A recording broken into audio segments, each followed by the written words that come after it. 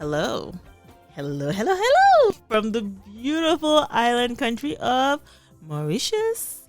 We love featuring island countries, which I'm not supposed to say, but we do love featuring island countries. It makes one think of beaches, blue water, vivid greens, seafood, just as some of us move into winter. Don't say the W word. Oh, What's wrong with sorry. you? Okay. If you say the word, it will come. It makes if you one ignore think it, it'll of go away. Beaches, blue water, vivid greens, and seafood. Okay, exactly. Vacation things. And this is our, fourth island country? I think at least the fourth. Yeah, we've done quite a few. Anyway, now our proverb from Mauritius goes like this. When the head is too big, it cannot dodge blows. Guy. Guys, if you let your head swell like a massive balloon filled with helium, when somebody throws a stone in your general vicinity, it will hit you. Pow. In fact, as they say on a show that we've been watching recently, don't be smelling of arrogance. Yeah, don't smell of arrogance. Make sure they can't smell the arrogance. If you're smelling of arrogance, any visa denial will hit you. Yeah. I'm sorry, we've really been binging on the show called Visa on Arrival. It's hilarious. Wait, okay. Yeah. Are they paying us? That's true. In fact, we have been binging on this show. We're not saying the name. Forget the name we just said. Forget it. You didn't hear it. You didn't hear it from us. It was really funny. But forget the name. They're not paying us yet. If you want to pay us, we'll accept. Thank you. Right? Okay. So let's tell you a little bit. After you guys pay us, we will really accept money in any way, shape, or form. Thank you very much. But going back to our regular show, we can tell you a little bit about the country first. It's called Mauritius. It is an island nation off the southeast coast of the African continent. It is small and even further east of Madagascar, and some maps don't even show it. No, it was hard. I'm not kidding. Because I think it's because they're drawn to scale. It's so small, because I was looking at the map. I was like, where is Mauritius? And then I found another map, and it was so small, I couldn't find it in the first map. So I don't know what's going on there. Let's cancel those map makers. Let's, this 2021. You should representation. Representation matters. Yeah. Anyway, it is made up of 3 islands: St. Brandon, Algalega, and Mauritius. So one of the islands has the same name as the country itself. Fun fact. Share it with your friends. Over the last few centuries, Mauritius was inhabited by French and Dutch settlers, and also Indians and Africans from other parts of the continent. Because of this, Mauritius has a big mix of ethnicities. Most people have Indian, French, and African descent. The population of Mauritius is about 1.2 million as of 2019. The capital city is Port Louis, and Port Louis is on the island of Mauritius. Remember when we said there is an island called Mauritius that's part of the country Mauritius? English and French are the official languages in Mauritius, but other languages like Mauritian Creole and Bhojpuri are spoken as well. So we talked about how ethnically diverse Mauritius is, right? All of that definitely spilled into the cuisine. You can see a mix of French, Indian, African, and even Chinese influences, because Chinese and European people make up a part of the population today. You can find samosas, curries, rotis, biryani. Local food can be anything from croissants and baguettes to food like noodles, black bean sauce, and even spring rolls. From the Creole side of things, there's vindaye. This is a spicy deep-fried fish. And there's a stewed chicken dish called chicken salmi. Now, for our feature dish, there were many options to choose from, as you can imagine, based on what we just said. Well, we picked one that seems to be a Mauritian favorite and a classic, and that is rougaille. Rougaille is a spicy tomato-based stew. So when I saw this, I was like, what else can go with this? Because I don't want to make just a stew, right? You have to eat it with something. Yeah. I don't want to eat rice, and I don't think that's right. And we found that you can eat it with a flatbread called farata. So farata makes you think of a roti, sometimes a naan, but farata is thinner and flakier. So I was like, okay, well, let's be ambitious. Let's make faratas as well, flatbread.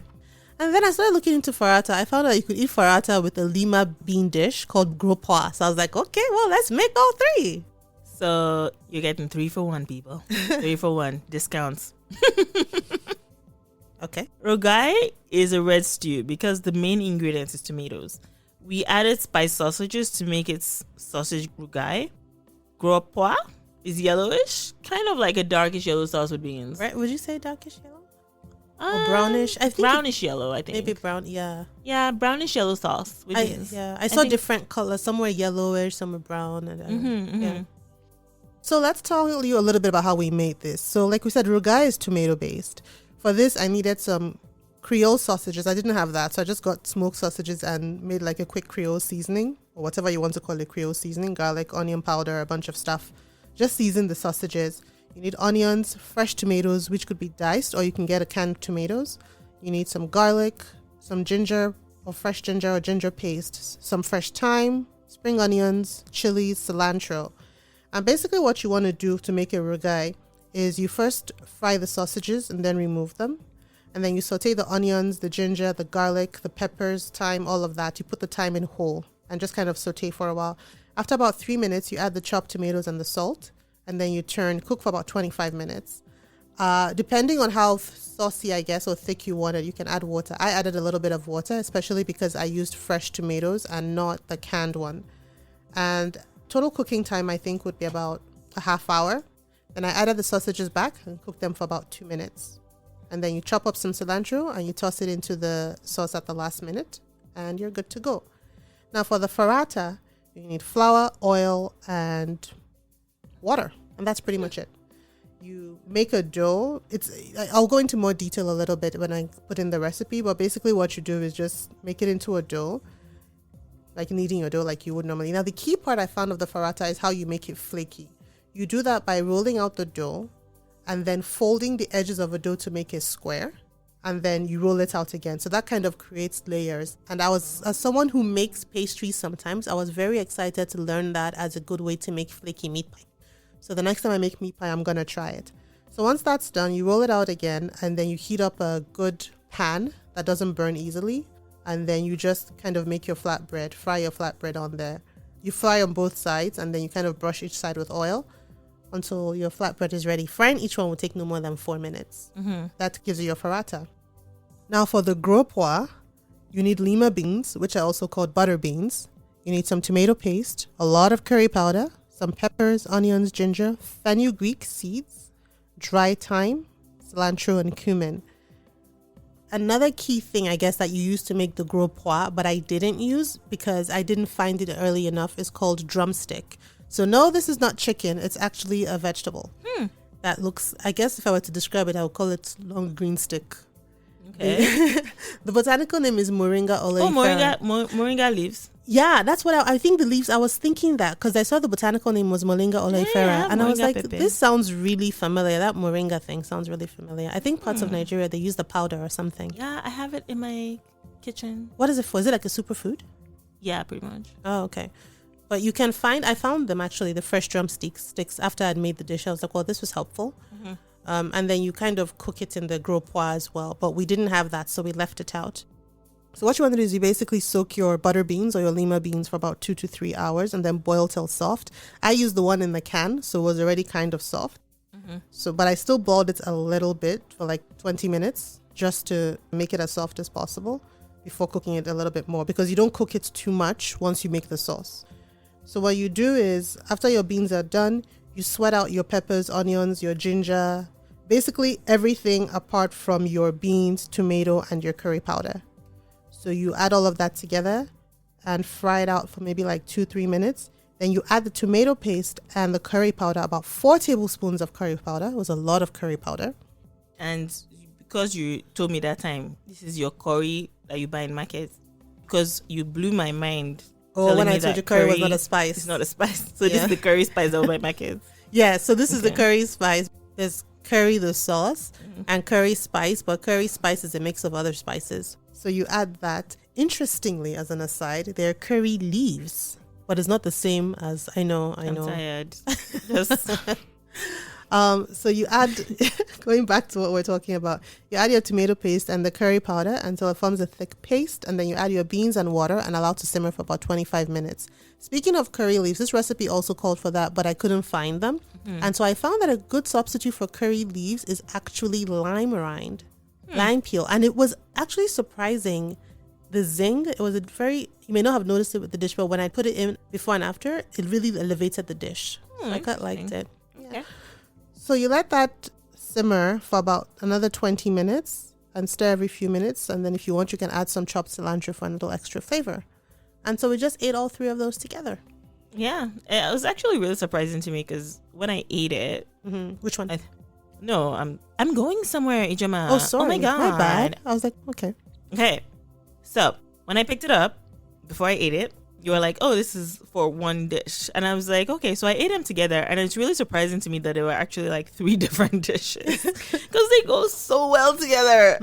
They do. Yeah. So I liked all 3 of them, to be honest. First of all, anyone that's listened to this podcast knows I like meat. So the Rougaille was my favorite. I also liked the spice level and the flavor. So I think the smokiness of the sausage actually went through very, very well. So A+ would recommend. The Gros Pois I thought was actually really interesting because I like beans. So it was really good. I don't know how to explain it. I think maybe it was the lime rind or whatever it was you added. And I didn't even have much, but it felt very filling. Just having it by itself, I didn't have to add anything else. And you folks know I'm notorious for adding extra things. Sometimes I'll add extra pepper. So I'm surprised actually you didn't fry plantain to eat with that Gros Pois because it was like beans.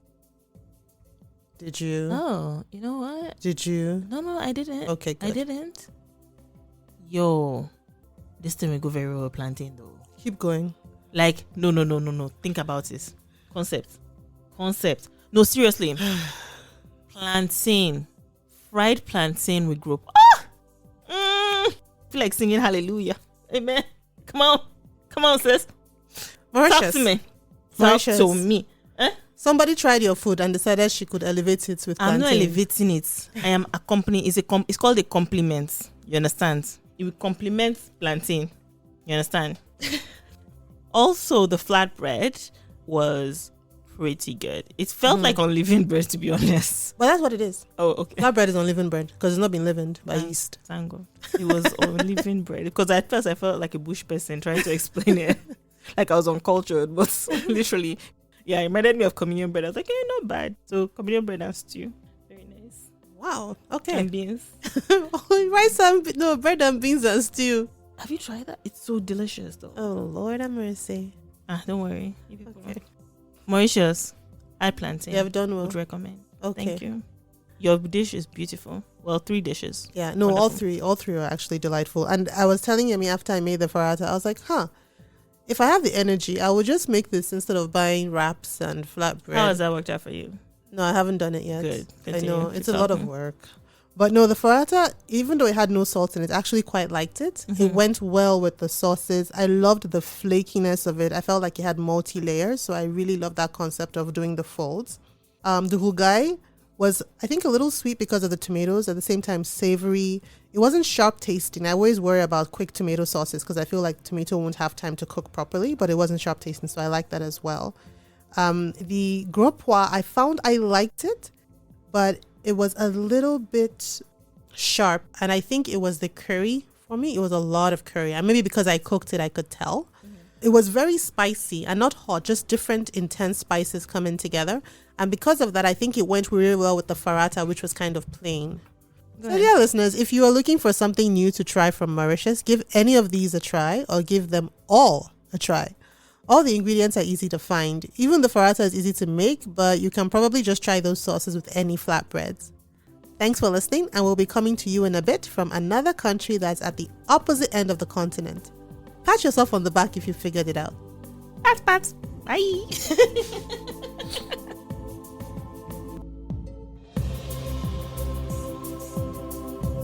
Thank you for listening. While the podcast airs every 2 weeks, we have a backlog of episodes just waiting for you to enjoy.